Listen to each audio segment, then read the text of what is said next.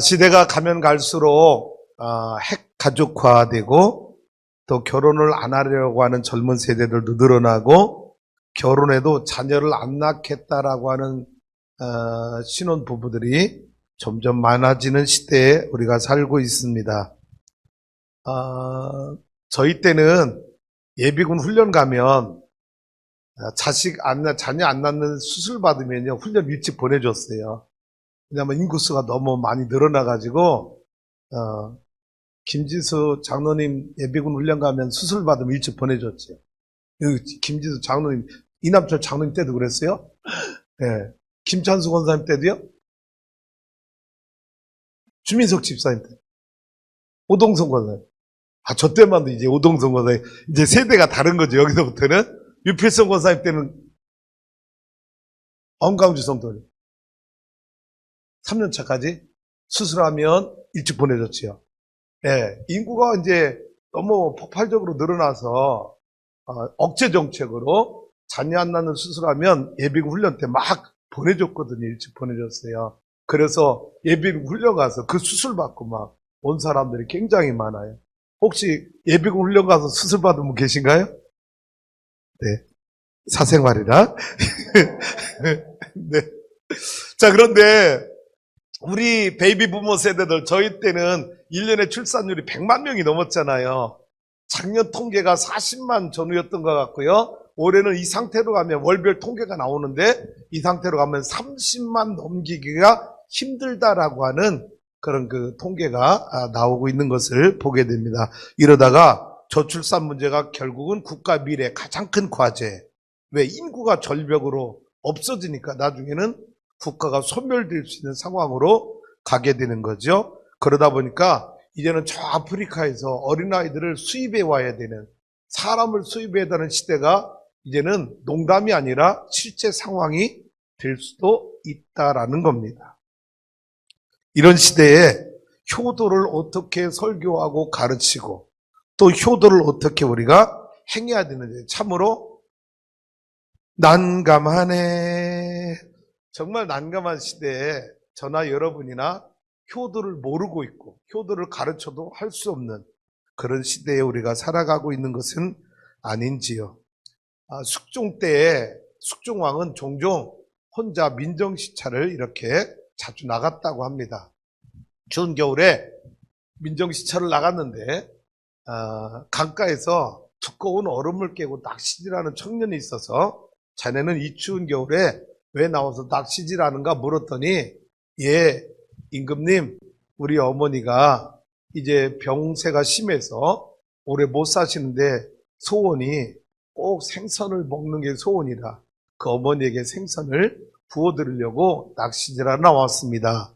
그 이야기 들은 숙종이 신하들에게, 야, 요즘에 이런 효심이 좋은 청년이 있구나, 큰 상을 베풀라 해서 큰 상을 받았습니다.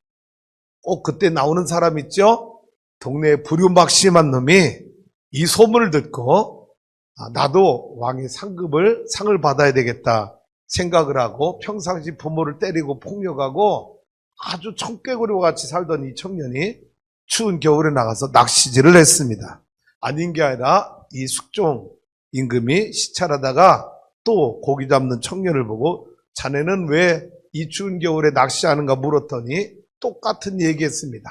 우리 어머니가 몸이 안 좋은데 연로하신데 생선 먹는 게 소원이라 어머니 소원을 이루어 드리려고 낚시질하러 나왔습니다. 그러냐고, 세상에 이런 훌륭한 청년이 어디냐고. 그리고 신하들에게 그 청년이 집에 가서 진짜 그렇게 하는지 가서 알아봐라. 그랬더니 이 청년이 생선을 잡아가지고 낚시를 해서 가서 요리해서 어머니에게, 어머니 생선 드세요. 하고 생선을 구워드리고 발라드리는 것입니다. 근데 생선을 잡수시던 어머니가, 이놈아 맨날 어머니를 구박하고 폭력하던 내 놈이 어찌하여 생선을 구워가지고 어머니 입에 떠주느냐, 이 이야기를 신하들이 다 들었고 동네 이미 소문이 불량배라고 소문이 났던 그런 청년이었으니까 알았어요. 그런데 이 숙종이 신하들에게, 얘들아, 먼저 젊은이에게 내렸던 상급과 똑같은 상급을 내려라 라고 명령을 하는 겁니다. 그러자 신하들이 펄펄 뛰었다고 그래요.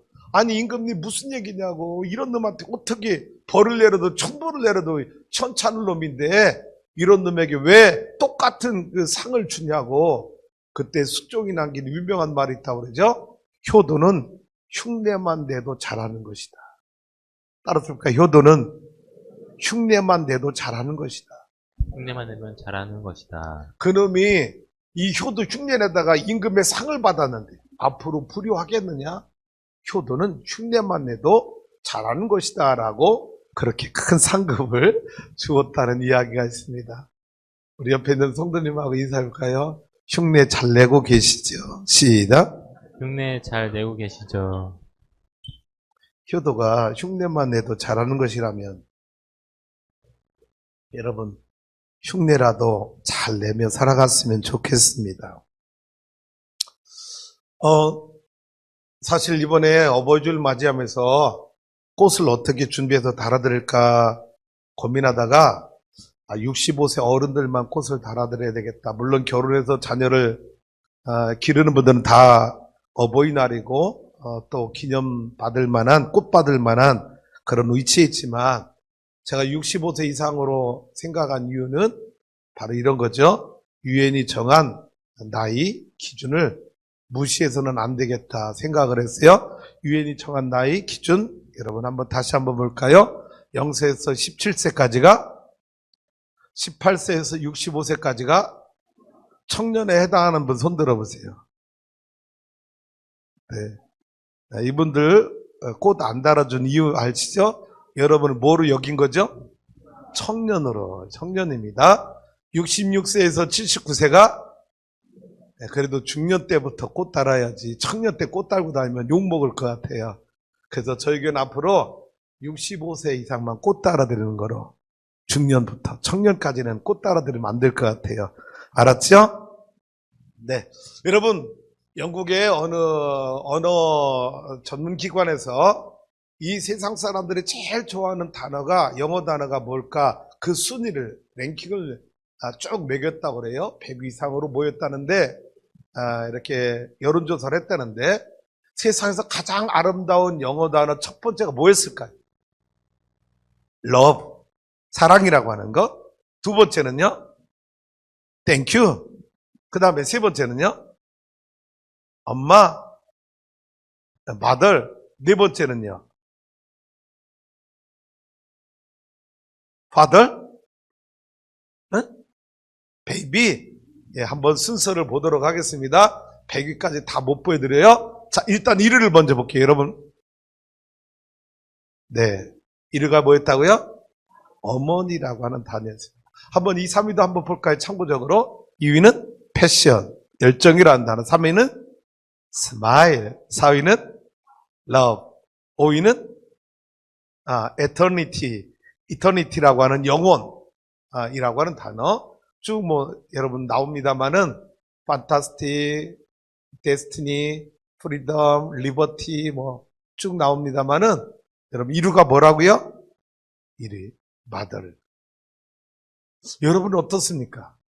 세상에서 가장 아름다운 단어 하나를 뽑으라면 어머니라는 단어 여러분도 동일하게 고백할 수 있을까요? 어머니라는 단어를 떠올릴 때 여러분 가슴에 어떤 느낌이 들어옵니까? 어머니. 따뜻함. 또 포근함. 또 응? 사랑. 어머니라고 하는 단어를 떠오르면 왠지 지난날에 어머니가 저를 위해서 해주신 그 헌신적 사랑에 목이 메이기도 하고 어머니가 내게 베풀어준 사랑은 태산 같은데 내가 어머니에게 갚은 사랑은 티끌만도 못한 그런 마음, 그런 느낌을 저는 갖게 됩니다. 그런데 여러분 좀 불행이라 할까요? 어쩔 당연한 걸까요? 아버지라고 하는 단어는 몇 위에 들어있을까요? 왜 우리 박진사님 무조건 안 들어있을 거라고 생각했나요? 네? 무섭거든 아버지가. 우리 박집사님 아버님 무서웠어요? 엄했어요? 아이고, 그래서 예은이한테 엄하게 하셔요, 지금도. 박 집사님은 사랑이라고 생각하는데 예은이는 엄하다고 생각할 수 있을 텐데. 네, 온도 차이가 있겠죠. 여러분, 네. 여러분, 실제로 아버지라는 단어는 70이 안에도 들어오지 못했다고 하는 겁니다. 물론 아버지가 하는 기능, 역할이 엄마하고 다르기 때문에 그럴 수도 있다라고 생각할 수 있겠지요. 아무쪼록 우리 사랑하는 성도 여러분, 이 세상에서 가장 아름다운 단어, 어머니. 예, 오늘 여러분이 어머니로서 또 아버지로서 자녀들에게 부모와 자녀 사이에 하나님이 주신 언약의 말씀이 무엇인지 오늘 그 말씀을 잘 되새김질하고 들으면서 저와 여러분이 그 언약을 잘 순종하고 하나님께 영광 돌리는 복된 믿음의 가정, 행복한 가정, 사랑이 넘치는 가정을 만들어가는 주인공이 될 수 있기를 주님의 이름으로 축복합니다. 네. 자, 본문 말씀 1절부터 한 절 한 절 묵상하며 나가길 원합니다. 시작. 자녀들아, 주 안에서 너희 부모에게 순종하라. 이것이 옳으니라. 네. 자, 자녀들아, 주 안에서 너희 부모에게 순종하라. 부모에게 순종하라라는데 조건이 붙어 있어요. 어디서? 주님 안에서. 뭐냐? 내가 주님께 하는 순종처럼 내 부모님에게도 순종하라 라고 하는 건데, 여기서 사도 바울이 너희 부모는 이 어떤 부모를 원문에 보니까 어떤 부모냐? 이교도 부모를 말하는 게 아니더라는 겁니다. 같이 예수를 믿는 부모에 한정돼서 국한해서 사도 바울은 이해를 들은 거예요. 만약에 나는 예수를 믿는데 내 부모님은 절간에 나가시죠. 불교를 믿고. 그러면 여러분 이때 부모에게 순종하라 이런 적용이 아니라는 겁니다. 사실 우리가 신앙생활하면서 어려운 가운데 하나가 뭐예요? 부모와 자녀와 사이에 종교가 다를 때 참 갈등과 어려움을 많이 겪습니다. 바울은 여기서 부모가 이교도 타종교를 믿는 이단이나 불교나 우상을 숭배하는 그런 부모에게까지 순종하라고 가르친 것은 아니었다라는 것을 기억하시기 바랍니다. 할렐루야. 그래서 우리 예수 믿는 사람들은 우리 부모님을 빨리 구원시켜야 될 이유가 바로 여기에 있는 거죠. 우리 부모님 예를 들어 볼게요. 우리 부모님은요, 유교를 숭배했던 분. 1년에 제사를 15번 이상 드렸던 부모님인데. 다르잖아요. 나는 예수를 믿고 신학을 하고 목사가 될 사람이에요. 우리 부모님은 여러분, 이교도 유교를 숭배하는 분이었거든요. 그런데 그 부모님이 다 예수 믿고 구원받았어요. 할렐루야. 그러니 우리 성도 여러분, 제가 신학할 때 우리 아버지한테 얼마나 매맞고 핍박당했다고 얘기 드렸잖아요. 여러분 그런 부모에게 순종하라는 게 아니라는 것이죠. 오해하지 말고. 할렐루야. 자, 이제 2절로 가봅니다. 시작. 네 아버지와 어머니를 공경하라. 이것은 약속 있는 첫 계명이에요. 자, 아버지와 어머니를 공경하라. 주 안에서 순종하라고 말했고 2절에서는 아버지와 어머니 부모를 공경하라 그랬는데 그 뒤에 붙은 것이 뭐라고요? 약속이 있는 첫 계명이다라는 것. 하나님이 여러분 우리에게 주신 계명이 전부 몇 개라고요? 10계명인데 이 10계명 가운데 하나님의 약속을 덧붙여준 계명이 딱 하나 있다는 겁니다. 그게 뭐냐? 부모를 공경하라고 하는 5계명. 이 5계명이 약속이 있는 첫 번째 계명이다라고 주님이 가르쳐 주셨다라는 거예요. 한번 여러분 확인해 볼게요. 출애굽기 20장 3절에서 17절까지 10계명을 한번 쭉 보면서 하나님이 약속이 있는 계명 주신 게 어떤 계명인가 여러분 찾아보세요. 자, 1계명입니다. 시작. 너는 나 외에는 다른 신들을 내게 두지 말라. 2계명.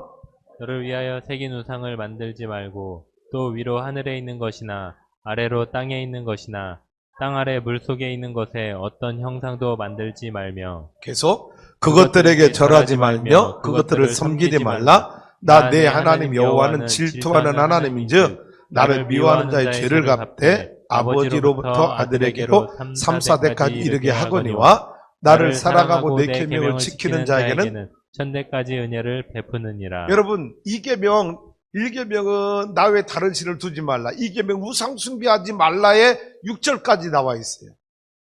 여러분 이 계명에 약속이 있는 첫 계명이 이 계명, 두 번째 계명 같지 않아요? 나를 사랑하고 내 계명을 지키는 자에게 천대까지 은혜를 베푼다고 그랬죠. 근데 왜 여러분 사도 바울은 에베소 6장 2절에 부모를 공경하는 다섯 번째 계명이 첫 번째 약속 있는 첫 번째 계명이라고 가르쳤을까?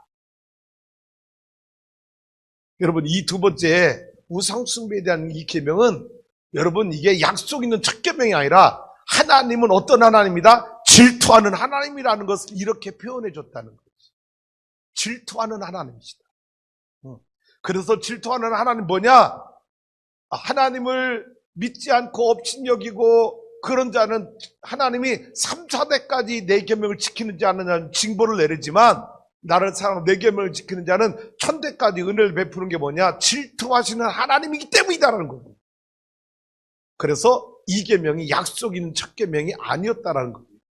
자, 그 다음에 7절로 가봅니다. 3계명 시작. 너는 내 하나님 여호와 이름을 망령 때에 부르지 말라. 넘어갑니다. 자, 그 다음에 4계명 시작. 안식일을 기억하여 거룩하게 지키라. 4계명까지. 그 다음에 뒤로 쭉 넘어가서 자, 넘어가서 12절. 이제 5계명입니다. 시작. 내 부모를 공경하라. 그리하면 내 하나님 여호와가 내게 준 땅에서 내 생명이 길리라. 그래서 이 5계명, 부모 공경이 약속 있는 첫 번째 계명이 되고 있다라는 거지. 그 다음 계명도 한번 여러분 10계명을 다시 은비하는 의미에서 계속 읽어볼까요? 시작. 살인하지 말라, 간음하지 말라, 도둑질하지 말라, 네 이웃에 대하여 거짓 증거하지 말라, 네 이웃의 집을 탐내지 말라, 네 이웃의 아내나 그의 남종이나 그의 여종이나 그의 소나 그의 낙이나 무릇 네 이웃의 소유를 탐내지 말라. 그래서 이 10계명 가운데 약속 있는 첫 계명은 어떤 계명이냐? 5계명, 부모를 공경하라. 그리하면 내가 땅에서 잘 되고 장수하리라. 할렐루야. 자, 이제 예배서 3절로, 6장 3절로 가봅니다. 시작. 이로써 내가 잘 되고 땅에서 장수하리라. 하나님이 부모를 잘 공경하는 자에게 약속을 주셨는데 어떤 약속이냐? 내가 장수의 복을 누리고 잘 되게 한다는 거예요. 그런데 여러분 생각해봐요. 장수의 복이 오래만 산다고 복이 아니잖아. 이건희 회장 보니까 지금 6년째 이렇게 병원에 특급 1인실에서 주무시고 계시다고 그랬잖아요. 근데 잠도 너무 많이 자면 안 좋거든요. 그죠? 일어날 땐 일어나야 되는데 6년째 주무시니까 여러분 그래서 생명이 6년 더 연장되는데 무슨 의미가 있냐. 그런데 신기한 건 매년 나오잖아요. 그냥 병원에 잠만 주무시고 계셔도 아무 의식도 없는데 호흡은 하고 계시겠죠. 그런데 1년에 그의 주가가 올라가지고 뭐 몇 조 원 재산이 늘어나고 그러는데 여러분 그 재산 늘어나는 게 그분의 생명 연장과 무슨 관계가 있을까요? 그러니 여러분 장수의 복이 모두 따라와야 돼요. 장수에 필요한 덧붙여 와야 될 모든 생활의 복, 삶의 복, 자녀의 복도 다 덧입혀져야 될 줄로 믿습니다. 저는 목회 초년백 때는요, 모세라는 지도자가 너무 좋아서 하나님 앞에 하나님 그러면 나도 모세만큼 살게 하여 주옵소서 그랬어요. 모세가 몇 세에 부름 받았죠? 몇 세? 80세? 응? 모세가 몇 세에 하나님 부름 받은지 몰라. 아니 천국 간 120세. 제가 목회 초년백 때는 하나님 모세 정도만 살게 해주셔서 그냥 별로 욕심 안 갖고 그렇게 기도했었어요. 그러다 가만히 보니까 모세만큼 살면 내 자식들이 많이 스트레스 받을 것 같은 생각이 들었어요. 그래서 조금 마음을 비워가지고 요즘에는 하나님 요셉이나 여호수아 정도만 살게 해주옵소서. 요셉이 몇 세에 간지 아시죠? 여호수아하고 똑같이 110세에 하나님의 부름을 받았어요. 많이 제가 양보한 겁니다. 내려놓은 겁니다. 그런데 여러분 내가 110세까지 여러분 생명의 복을 누리려면 뭐가 잘 돼? 자녀들도 잘 돼야 되고, 할렐루야? 요즘에 제가 어떻게 치과를 5주 동안 가서 치료를 받았어요. 우리 동기 감리사님 아들 중에 한 분이 치과 의사가 된 거예요. 38 싱글인데 아버지가 병원을 차려주냐고 막 자기가 1억 7천 대출 받아서 아들도 의사 면허로 대출 받아 청주에 선치과라고 개원했는데, 아니 개원하자마자 코로나가 왔잖아요. 그러니까 여러분 생각해보면 그 간호사 둬야 되는 치과 간호사 급료가 보통 센 게 아니에요. 왜? 그들도 다 기술을 가지고 있는 경력자를 써야 되니까 간호사 직원 둬야지요, 월세 나가야지요, 대출 받을 이자 나가야지요. 그런데 코로나 터져가지고 병원에 손님이 없으니까 아버지가 맨날, 엄마 아버지가 맨날 가는 거예요. 그 병원에 진료 받으러, 스케일 받으러 가고 뭐 잇몸 치료 받으러 가고, 나중에는 이빨도 2개 뺐대. 야, 그래서 우리 간호사들이 뭐라고 말했냐면, 당신 아들이 치과 의사기 망지 이빨만 뺐지, 만약 장기를 다룬 의사면 신장도 빼주고 막 콩팥도 잘라주고 막 그랬어야 될 판인데 천만다행 아니냐, 그러면서 이렇게 치과를 다녀왔어요. 여러분, 그런데 이 아버지가 어느 날 양감리사님이 아들 집에 하루 자고 그 다음날 치료를 받으려고 오피스텔에 사는 아들에게 문자를 보냈대요. 아들아, 아버지가 하루 자고 다음날 네 병원에 치료받고 오고 싶다 그랬더니 아들이 장문에 문자가 쫙 왔다는 거예요.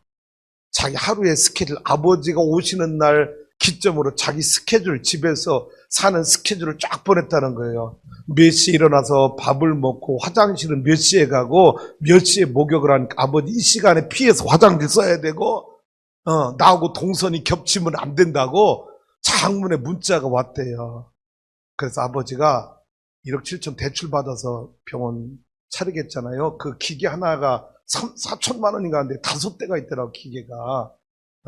아버지가 그 문자를 받아보고, 쌍놈의 새끼, 내가 지병을 오픈해 주느냐고 대출 받고 이래서 했는데, 뭐? 저 화장실 쓰는 시간, 양치하는 시간 이때 피해서 써야 되고, 내가 감옥 같은 집에 왜 가냐고. 아니, 그냥 안 간다고 보냈다는 거 아닙니까? 너무나 다른 세대예요. 작년에 우리 대광이 엄마가, 대광이 대경이 서울에서 자취생활하니까 가서 청소도 해주고 빨래도 해주고 필요한 생활용품도 사주고 김치도 담아주고 간다고 하루 자고 온다고 올라갔어요. 그런데 이 여인 내가 밤 막차 타고 내려온 거예요. 하루 자고 올라온다고 올라갔거든요. 그래서 아니 여보, 당신 자고 온다는데 왜 막차 타고 내려오냐니까 둘째 아들님이, 엄마 나 시험 기간이야, 볼일 다 끝났으면 내려가. 그래서 그냥 내려왔다는 거 아니에요. 둘째 아들님이 저기 방에 있어 지금 다. 다르더라고요. 우리 아버지 세대하고 우리 세대하고 우리 자녀들 세대는 많이 달라요. 그렇다고 그걸 뭐라고 할 수 있는 것도 아니고. 우리 성도 여러분, 땅에서 장수하고 잘 되려면 나만 잘 되는 게 아니라 나와 관계된 사람들이 다 잘 돼야 내가 편하더라고요. 할렐루야. 근데 우리 성도 여러분, 여러분이 담임 목사를 행복하게 하는 것 중에 하나가 있어. 여러분 사고 치지 말고 잘 살아. 할렐루야. 교통사고 만나지 말고 코로나 같은 거 걸리지 말고. 할렐루야. 여러분 가정이 행복하게 사는 게 목사의 기쁨이요. 믿습니까? 자, 이제 한번 4절로 가볼게요. 자, 여기 3절까지는요, 자녀가 부모에게 해야 될 언약의 말씀이었어요. 그런데 4절은 부모가 자녀에게 해야 될 일이 있다는 거예요. 시작. 또 아비들아, 너희 자녀를 노엽게 하지 말고 오직 주의 교훈과 훈계로 양육하라. 그러면 영적인 부모가 된 우리는 어떻게 되느냐? 근데 여기서 부모라고 말하지 않냐고 사도 바울은 누구를 지칭했어요? 아버지들을 말한 거예요. 아비들아. 왜? 아버지는 여러분 가정의 대표성을 띈 자가 아버지라는 거예요. 그래서 아버지가 자녀의 신앙교육을 책임져야 되는데, 자, 여기서 오해하지 마세요. 자녀의 교육을 책임진다는 게 맨날 학교 데려다 주고 뭐 숙제 검사하고 이런 게 아니라 아버지의 삶이, 가정의 대표를 띠고 있는 가장의 삶이 자녀들에게 교육적으로 모델이 돼야 된다는 거예요. 할렐루야? 그런 대표성을 띈 모델로서 아버지가 자녀를 뭐 해야 되느냐? 노엽지 않게 해야 된다는 겁니다. 물어볼게요. 아버지가 자녀를 노엽게 하는 경우가 어떤 때가 노엽게 하는 걸까요? 어떤 때가 여러분 자녀들 노엽게 하는 걸까요? 김진수 장로님, 자녀 셋이나 뒀잖아요. 애쓰셨어. 낳기만 하면 저절로 크는 게 아니잖아요. 그죠? 근데 아이들이 어떤 때 노여움을 타는가요?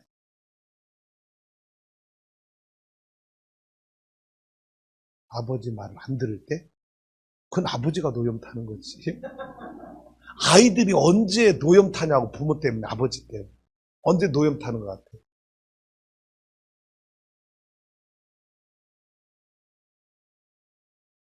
딸들만 있어서 노염을 준 적이 없어가지고 천사 같은 장면입니다. 잘 모르는 것 같아요. 우리 엄강주 성도님은 자녀가 몇이에요? 셋이나 뒀어요? 아유, 잘했어요.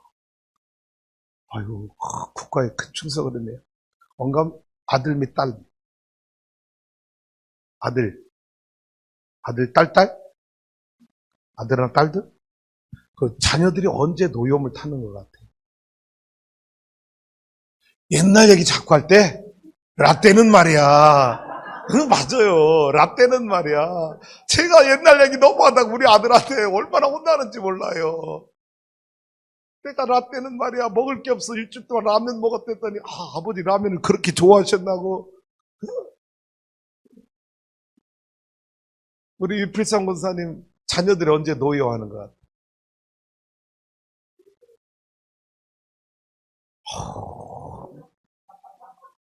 본인만 모르는 거지요. 대개 아버지들이 저래요. 저도 똑같아요. 나는 내 아들이 나 때문에 노여하는 줄 전혀 그렇게 한 적이 없는 것 같아. 이게 다 아버지는 공통점이야. 큰 착각이라는 거예요. 선교한테 물어볼까요? 과연 없을까? 노여움을, 아버지 때문에 노여움을 당했던 경험이 없을까? 선교한테 물어보면요, 제 책 몇 권 씁니다. 대경이 내가 아무리 선한 아버지처럼 보이지만 대경이한테, 아버지한테 노여움 탄 적 적으라면 쟤는 몇 자 못 적겠냐고요. 많을 거예요. 자, 한번 잘 들어보세요. 우리 자녀들은 언제 우리 아비들한테 노여움을 타는가? 첫째는요, 너무 엄하게 다스릴 때 아이들은 노여움을 탈 수 있어요. 엄하게 다스릴 때. 아버지는 자꾸 자녀들 엄하게 다스리고 싶은 거야. 그래서 아버지 이름이 가장 아름다운 단어 70위 안에도 못 드는 이유가 엄한 아버지이기 때문에도 못 들 수 있어요. 두 번째는 지나친 권위주의를 자꾸 내세요.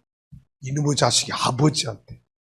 여러분, 내가 어떤 행실, 어떤 행동, 어떤 판단, 가장으로서 어떤 기준을 가지고 사는지 나는 생각하지 않아. 내 흔들릴 삶을 생각하지 아니하고 아버지라고 하는 권위의식으로 자꾸 자녀들을 누르려고 할 때 아이들은 노여움합니다. 또 이럴 때 비합리적인 요구를 해요. 아버지라고 그래서 아버지의 권위로 자식들한테 비합리적인 요구를 해와. 그럼 당연히 자식은 노여움을 탈 수밖에 없지요. 또 자녀에게 지나친 희생을 강요할 때, 또 언어폭력. 여러분 잘 보세요. 우리 믿는 사람들이 자식들한테 여러분 욕설하면 안 돼. 뭐 이 정도는 괜찮아요. 이 자식이 그냥 이놈이 이 정도야 애정이 담긴 그런 뭐지만, 여러분 세상에서 말하는 육두문자 욕 있잖아요. 이런 욕을 자녀들에게 퍼붓는 건 언어폭력이에요. 아이들이 얼마나 상처받는지 몰라요. 저는 제 기억에 우리 자녀들이 중고등학교 때, 그때부터 제가 아이들에게 욕을 거의 안 한 것 같아요. 완벽하게 안 했다고는 보장 못 하겠지만 왜 쟤들 마음속에 남아있을 수 있을 것 같아요. 나는 기억이 안 나지만 여러분 어떤 때는요 제가 우리 감사한들하고 모임을 자주 갖게 되는데 그때 우리 아들들하고 통화할 때가 있잖아요. 대경아 서울 잘 올라갔어? 점심 먹었고? 그래 이한정아 도 행복하게 살다 내려오느라? 잘 있어. 여러분 되게 제가 우리 아들하고 통화할 때 이런 톤으로 이런 대화를 하거든요. 어젯밤에도요 여기서 줄 준비하고 10시쯤 올라갔는데 뭐 씻고 이렇게 정리하고 잠들려고 하는데 11시간인데 이 아들이 안 들어오는 거예요. 그래서 어디 있나 확인을 하고 자야 되겠다 싶어 전화를 했어요. 대경아 어디야? 카페예요. 어이구 이 시간에 청년들하고 있니? 아니요 공부하고 있어요. 아니 아들아 11시 때 카페 문 연 데가 있어? 예 쌍용동 무슨 카페예요? 곧 들어갈게요. 그래 아빠 먼저 잘게. 그러고 잠을 들었거든요. 여러분 근데 제가 이런 대화를 하니까 옆에서 있던 감리사님이 어느 감사님이 뭐라 아니 고감사님 아들하고 그런 식으로 대화해요? 아니 그러면 아들하고 어떻게 대화하는데요? 난 그렇게 안 되더라고. 어떻게 하는데? 야 인마 귀찮게 왜 전화했어? 끊어 인마. 되게 이런다는 거예요. 여러분은 자녀들하고 어떻게 대화를 하세요? 아이들의 인격을 자녀의 인격을 존중해 주지 않으면 아버지 권위가 무너지는 겁니다. 아버지가 나이 많았다고 여러분 연장자라고 해서 그게 권위가 아니에요. 내 아들을 내 자녀를 인격적으로 존중해 줄 때 아버지 권위가 회복되고 존중받는 거라. 할렐루야. 또 언제 아이들을 노엽게 하는지 알아요? 재정폭력을 재정폭력. 물질적으로 학대할 때 경제적 학대할 때 아이들은 노여움을 당해요. 사실은 우리 큰아들이 대한민국의 첫 번째 교인 정동감리교의 풀타임 사역자지만 불쌍해요. 우리 교회 전도사님보다 일은 몇 배 더 하고 급료는 훨씬 적게 받아요. 그렇다고 우리 교회 전도사님 더 많이 준다는 것도 아니에요. 오해하지 마세요. 우리 아들은요 그 정동실께서 얼마나 많은 장로들한테 시달리고 부모한테 씹힘당하고 괴롭힘당해서 버티고 있는데 한 달 사례비가 130만 원인데 거기서 세금도 다 뗀대. 무슨 세 무슨 세 무슨 세. 집도 방도 안 구해줘. 우리 취소하는 게 전사님은 방도 구해줘. 그러니까 우리 아들보다 내가 조금 더 줘. 사역은 우리 교회 사역은 놀고 먹는 죄송해요 우리 전사님 놀고 먹는데 아무것도 안 하는 줄 아는데 여러분 나는 우리 전사님이 혹독하게 막 이거 해라 저 해라 타이트하게 뭐 했냐 보고서 내라 그러질 않아. 왜 내 목회가 그런 스트레스 받는 목회 내가 안 하고 있기 때문에 전사를 네가 맡은 거 열심히 잘해줘 그냥 사무실 잘 지켜줘 그 정도지 뭐 했어 레포트 내 보고서 내 뭐 학생들 신방에서 막 쪼이지 않거든요. 아들이 어떤 때 전화가 와요. 카톡이 와요. 아빠 이번 달 방세 못 냈네. 여러분 130만 원은 세금 떼고 11조 내고 뭐 여러분 먹고 살고 뭐 낼 게 있겠어. 그러면 제가 아무 소리 안 하고 어느 집사님이 카카오페이 하는 거 알려줬어요. 오자마자 1분도 안 계서 쫙 싸줘. 그럼 우리 아들 와 우리 아빠 고속도로네. 어떤 때는요 이놈이 엄마한테 아빠한테 한번 써먹었잖아. 한 열흘 있다 엄마한테 또 써먹어. 엄마 우리 청년이 말에 단국대 취업을 했는데 내가 단국대 신방 왔는데 아이 청년 내가 밥 사주는 돈이 없네. 엄마 10만 원만 쏴주소. 요놈이 엄마 아빠 징검다리 왔다 갔다 하면서 꽃감 빼먹듯 빼먹는 거야. 여러분 그런데 아직은 이 아들이 자기 혼자 독립할 수 있는 경제력 독립할 수 있는 그런 부모가 아니잖아요. 그러니까 부모가 적당할 때 도와줄 때 도와주는 거지. 근데 여러분 잘 생각해봐요. 내 아들이 취업을 했어. 대학을 졸업하고 취업을 해서 직장 생활해. 월급을 200~300만 원 받아. 그런 자식에게 부모가 자기가 일하고 직장 생활 아직 70~80이 넘은 그런 부모가 아닌데 너 월급 내놔. 여러분 이거 자녀들의 미래를 짓밟는 행위. 내 아들이 내 딸이 그렇게 직장 생활하면 내 아들이 미래를 준비할 수 있도록 여러분 도와줘야지. 내가 너 가르쳤으니까 다 내놓으면 안 돼요. 혹시 자녀가 신앙의 기본이 돼서 하나님께 11조 드리고 부모님께 11조 드립니다 해서 여러분에게 15만 원, 20만 원 주면 그거는 받으세요. 근데 대개 그거 받아도 부모들이 자기 위에 안 써요. 모아둬가지고 이는 결혼할 때, 이름이 나중에 무슨 사업한다 할 때 목돈 만들어주려는 게 부모의 마음이지, 자식이 15만 원, 20만 원, 11조 줬다고 여러분 줬다고 그거 자기 위해 쓰는 사람 없어요. 이게 부모의 마음이라. 그러니까 여러분 재정적으로도 자녀를 학대하면 안 돼요. 그러면 자녀들 마음에 쓴뿌리가 남아서 노여움이 오래 가게 되는 거죠.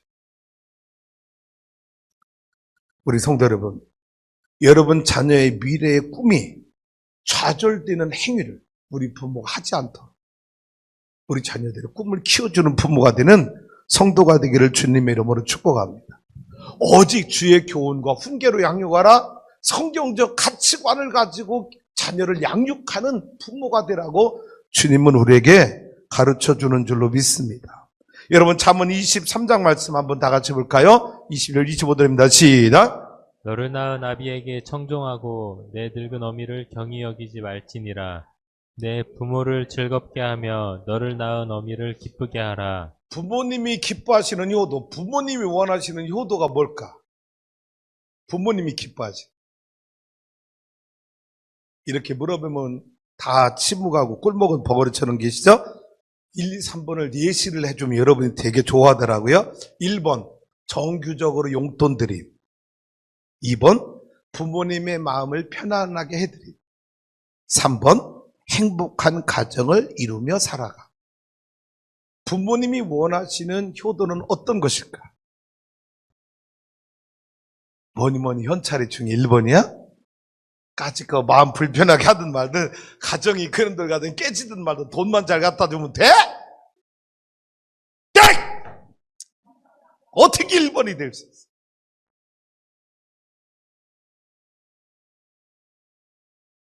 여러분 1, 2, 3번이 다 되면 좋지요.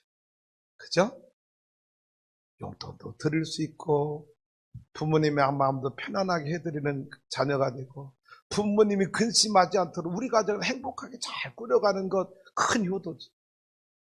굳이 세 가운데 우선순위를 뽑으라면 2번 부모님의 마음을 편안하게 해드리는 자녀. 할렐루야. 그리고 행복한 가정을 꾸리고 거기에 경제적 여유가 조금 있다면 정규적으로는 아닐지라도 불규칙적일지라도 때로는 부모님들에게 용돈까지 드릴 수 있는 그런 자녀로 살아가는 은혜와 축복을 누리는 우리 성도님들 될 수 있기를 주님의 이름으로 축복합니다. 불 다 꺼주시고요. 물어볼게요, 여러분. 여러분, 사실과 진실이 항상 같을까요? 사실과 진실이 항상 같을까요? 같을 수도 있고 다를 수도 있겠죠.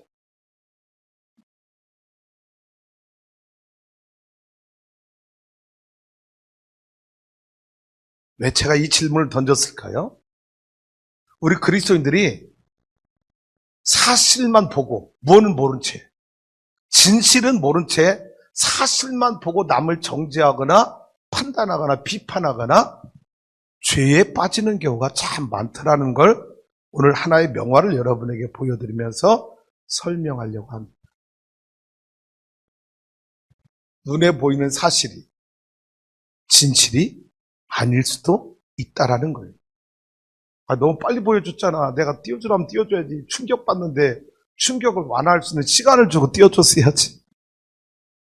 떴으니까 여러분 한 명화를 여러분에게 보여드리는데 한눈에 딱 보면 사실적으로 뭐처럼 보입니까? 포르노 잡지에나 나올 만한 그런 그림입니다. 이게 사실이에요. 진실은 어떨까요? 과연 여러분 이 그림이 포르노 잡지에 나왔던 그런 여러분 삼류소설 막장 드라마에 나오는 그런 내용의 그림일까요?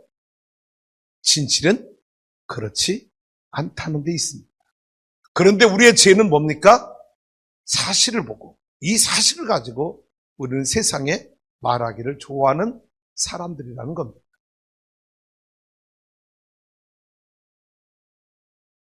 그림을 보세요.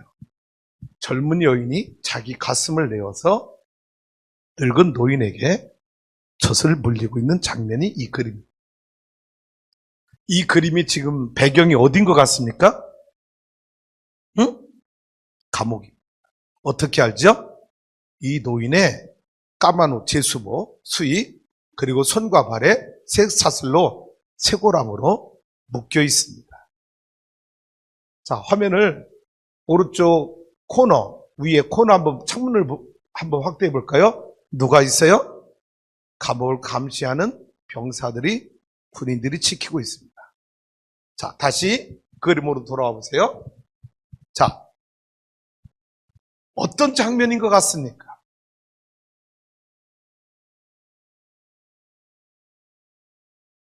딸이? 아니, 어떻게 하셨어요, 우리 성도님? 이 그림 보고 그렇게 느낀 거예요? 아니면 이 그림을 알고 있는 거예요? 아, 알고 계시군요. 네. 누가 그린 그림이죠? 네? 거기까지는 모르고. 아이고, 고맙습니다. 거기까지 하시면 제가 할 얘기가 별로 없어서.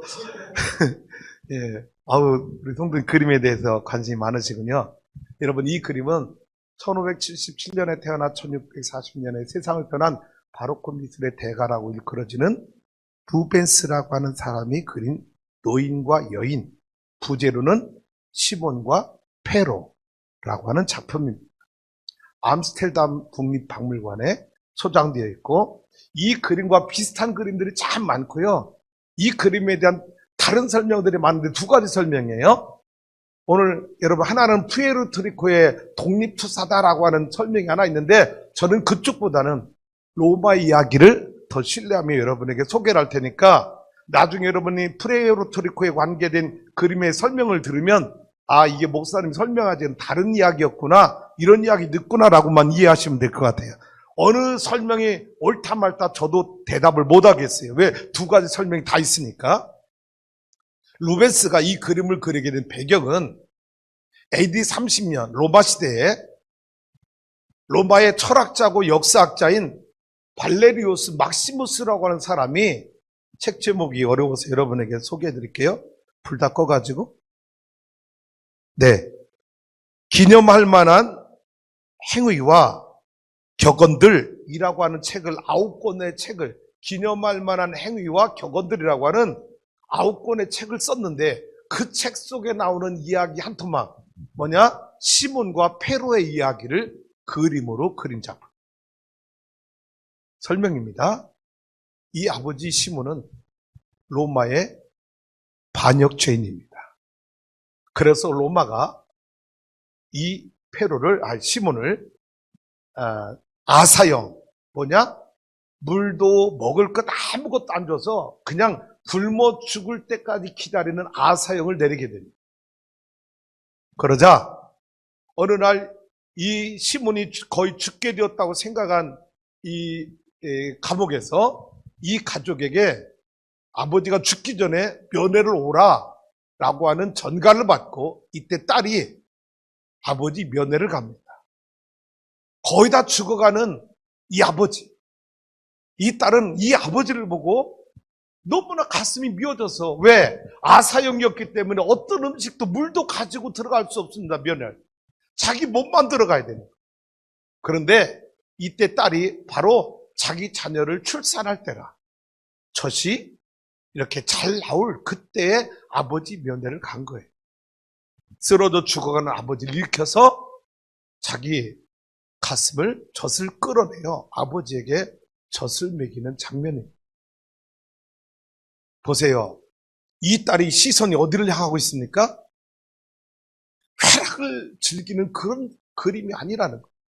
아버지의 생명, 죽어가는 아버지에게 내가 아버지 생명을 하루라도 연장할 수 있는 게 뭐가 있을까 고민하다 보니까 자기가 젖을 먹이면 아버지 생명을 하루라도 더 살릴 수 있겠다고 하는 이 희망을 가지고 부끄러움을 모르고 딸은 아버지에게 자기의 모유를 아버지에게 먹이는 장면입니다. 면회하고 갔어요. 이 딸이 매일 면회를 오기 시작합니다. 근데 신기한 건 여러분이 감옥의 재판관이, 관리인이, 소장이 아니 이 사람 벌써 죽었어야 되는데 안 죽는 거야. 먹을 거 안 줬으니까 벌써 물 안 먹으면 안 줘서 죽었어야 될 사람이 안 죽어서 야 도대체 이 노인이 안 죽는 이유가 뭐냐? 너희들이 관찰해봐라. 감시자에게 관찰을 하랬더니 딸이 면회 올 때마다 자기 젖을 아버지에게 먹여서 아버지의 생명을 연장시키고 있다는 보고를 받게 되고, 여러분, 야, 이 시대에 이렇게 부모에게 효도를 다하는 아버지의 생명을 살리려고 하는 이런 딸의 효심이 있구나. 그래서 여러분 재판관들이 이 아버지를, 딸의 효심을 이야기를 듣고 아버지를 석방해 줬다라고 하는 이야기가 발레리우스 막시무스의 그 책에 소개된 내용을 가지고 루벤스라고 화가가 이 그림을 그리게 된 것입니다. 자, 불 켜주십니다. 아까 제가 무슨 얘기했죠? 사실과 진실이 다를 수 있다는 겁니다. 오늘 우리가 예수 믿을 때, 세상을 살아갈 때 우리는 눈에 보이는 사실 가지고 정죄하고 판단하고 비판하고, 진실은 그게 아니었다.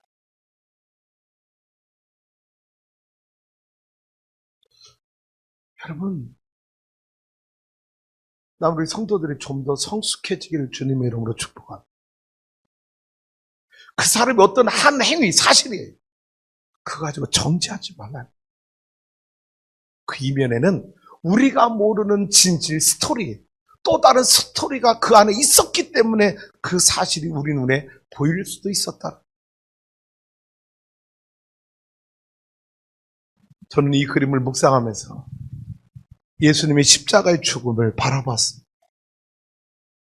예수님이 십자가에 죽으시면 2000년 전 그 당시에 세상 사람들, 유대인들에게는 뭐였습니까? 로마인들에게는 한 죄인이 처형당하는, 그냥 여러분 죽임당하는 하나의 사형 사건입니다.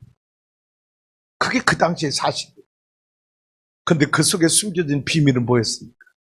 하나님의 아들이 사람의 몸을 이 땅에 입고 내려와서 온 인류의 나와 여러분의 죄를 다 짊어지고 죄 없으신 주님이 내 대신 십자가에 죽어주셔서 구원의 길을 열어놓으신 것, 이것이 그 십자가의 죽음의 진실입니다. 우리 성도 여러분, 나와 여러분은 사실을 바라보려고 하지 말고 진실을 바라보길 원합니다. 할렐루야. 오늘 이 여인의 효심, 아사형으로 죽어 마땅해야 될 이 반역자가 딸의 효심 때문에 석방되어서 새로운 삶을 살게 된 거죠. 오늘 저와 여러분의 효가 우리 부모님의 영혼을 살리는 그런 삶을 살게 돼요.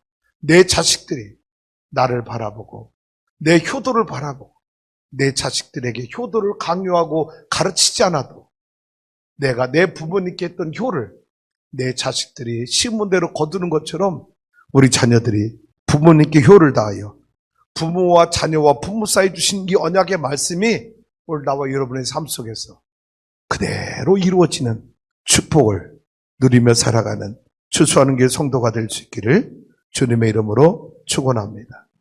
축원합니다. 기도합니다.